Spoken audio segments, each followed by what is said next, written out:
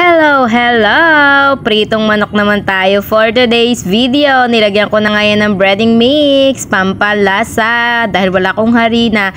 And ayan, ilamas-lamasin lang natin ang ating manok para naman manuot ang ating breading mix at ibaligtarin at lagyan uli yung kabilang side ng breading mix. Nilagyan ko nga rin pala siya ng paminta, nakalimutan ko lang siyang videohan. So ayan, lamas-lamasin ang ating manok at sa mainit na kawali ay ilagay na ang ating manok. Iprito lang yan, mas maganda talaga pag deep fry para mas malutong, mas masarap at lutong-luto ang ating chicken. And ayan na nga, luto na tayo. I-set aside naman natin siya ng mga 15 minutes and ire-reprito natin siya para mas malutong, mas crunchy ang ating chicken. And ayan, pinainit ko na nga uli ang ating mantika. So, ang ginamit ko nga palang mantika ay used oil na yung pinagprituhan ko nung nakaraan ng banana fries. Ayan. So, balibalik na rin and mapapansin nyo, luto na talaga ang ating chicken. So, yan ang gusto kong pakulay ng ating chicken. Hindi po yan sunog, toasted lang po iyan.